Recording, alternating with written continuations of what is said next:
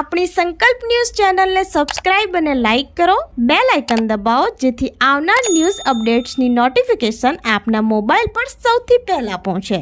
Like, subscribe and share the video. નમસ્કાર દર્શક મિત્રો, હું છું ચાંદની ચૌધરી. સંકલ્પ ન્યૂઝમાં આપ સૌનું સ્વાગત છે. સમાચારની શરૂઆત કરતા પહેલા એક નજર આજના મુખ્ય સમાચાર પર. પાડીના દસવાડામાં પ્રફુલભાઈ શુક્લની 879 ભાગવત કથાનો આરંભ થયો. ભવ્ય પોથી યાત્રા નીકળી. પાડીના દસવાડા ગામે જલારામ મંદિરે કથાકાર પ્રફુલભાઈ શુક્લની 879મી ભાગવત કથાનો આજે મંગલ પ્રારંભ થયો હતો. આ પૂર્વે મુખ્ય યજમાન રમેશભાઈ નાનુભાઈ પટેલના નિવાસ સ્થાનેથી ભવ્ય પોથયાત્રા નીકળી હતી, જેમાં વાજા વાજિંત્રો, કળશધારી બહેનો, ગામના આગેવાનો સાથે મોટી સંખ્યામાં લોકો જોડાયા હતા. વ્યાસપીઠ પરથી પ્રફુલભાઈ શુક્લે કહ્યું હતું કે માણસના જીવનમાં પુણ્ય પ્રગટે ત્યારે ભાગવતના દર્શન થાય છે. પાડીનગરમાં આદિવાસી સમાજે સનાતન ધર્મને જાળવી રાખ્યો છે, એની આજે પ્રતીતિ થાય છે. આજના હેમંતભાઈ ઉત્તમભાઈ પટેલે પોથીનું પૂજન કર્યું હતું. બાપુના ઉતારા પર વિનોદભાઈ અમૃતભાઈ પટેલ, સંજયભાઈ દેસાઈ ના પદે 10 મહાવિદ્યા પૂજા અને દશાંશ યજ્ઞ માક્ષિતભાઈ રાજ્યગુરુ અને જયાનંદજી દ્વારા સંપન્ન કરાયું હતું. રાજેશભાઈ પટેલ અને યુવક મંડળ દ્વારા મહેમાનોનું સ્વાગત કરવામાં આવ્યું હતું.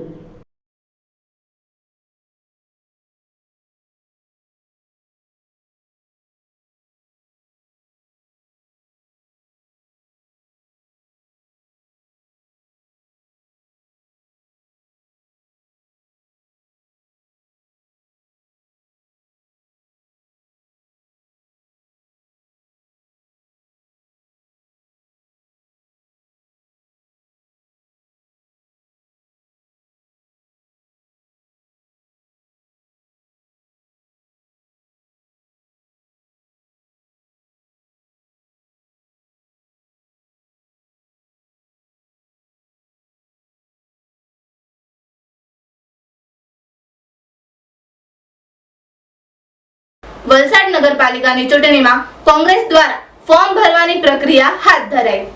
ભાજપથી નારાજ લોકો કોંગ્રેસનો સાથ આપશે, પાલિકામાં બહુમતી મળશે, કોંગ્રેસના અત્યારથી જ દાવા. વલસાડમાં કોંગ્રેસ દ્વારા ફોર્મ ભરવાની પ્રક્રિયા હાથ ધરાઈ. મોટી સંખ્યામાં કોંગ્રેસના ઉમેદવારોએ ફોર્મો ભર્યા. વોર્ડ નંબર 1 અને વોર્ડ નંબર 4ના ઉમેદવારોએ ભર્યા ફોર્મ. ભાજપથી નારાજ લોકો કોંગ્રેસને આપશે સાથ અને કોંગ્રેસને વલસાડ પાલિકામાં બહુમત મળશે, કોંગ્રેસના ઉમેદવારોએ નિવેદન આપ્યું.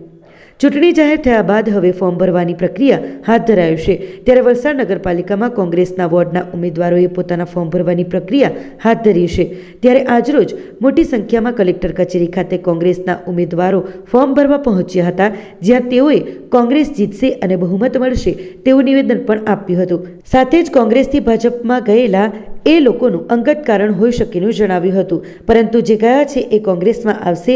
આ વખતે વલસાડની જનતા ભાજપથી નારાજ, કોંગ્રેસ જીતશેનું ઉમેદવારોએ આહવાન કર્યું હતું.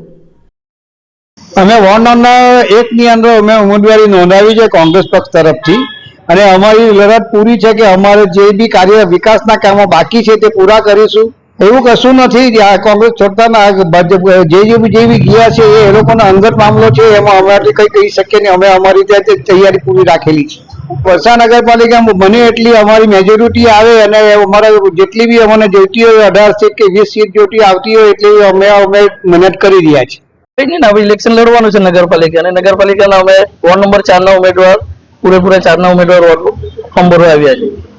ચૂંટણીને લઈને બધી જ રીતની તૈયારી છે, કેમ કે ચૂંટણીમાં જે કઈ તૈયારી કરવાની અમે બધી તૈયારી કરીને તૈયાર, કે અમે ચૂંટણી તૈયારી કરવાની હોય નહીં કે અમે તો છેલ્લા હું 15 વર્ષથી કરું છું, અને મારા સાથી સભ્યો છે તે 10 વર્ષથી છે, એટલે બાકીના જે 2 વર્ષ અમને મળ્યા એટલે અમે એ બધી તૈયારીમાં જ હતા. એટલે તૈયારી અમારે કોઈ કરવાની હોય નહીં, પૂરેપૂરી તૈયારી છે અમારી. હા, એ અમારા રોનકભાઈ ગયા છે, એમને જરા મન દુઃખ થયું છે, પણ રોનકભાઈ એવા માણસ છે કે કોઈના કહેવામાં આવી ગયા છે. બાકી વાંધો નહીં, રોનકભાઈ તો પાછા આવશે, પોતાના ઘરે પાછા આવશે. એમને લઈને વોર્ડ નંબર 3માં કોઈ પણ જાતનો ફરક નહીં પડે, કેમ કે વોર્ડ નંબર 3માં પણ જે બહુમતી આવેલી એ આવવાની છે અને જંગી બહુમતીથી જીતશે વોર્ડ નંબર 3 પણ. વોર્ડ નંબર 3 અને 4માં કોઈ ફરક પડવાનો નથી.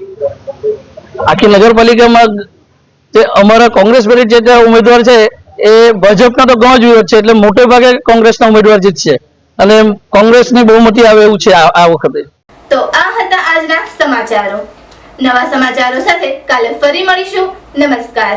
આપણી સંકલ્પ ન્યૂઝ ચેનલને સબસ્ક્રાઇબ અને લાઇક કરો, બેલ આઇકન દબાવો જેથી આવનાર ન્યૂઝ અપડેટ્સની નોટિફિકેશન આપના મોબાઈલ પર સૌથી પહેલા પહોંચે. Like, subscribe and share the video.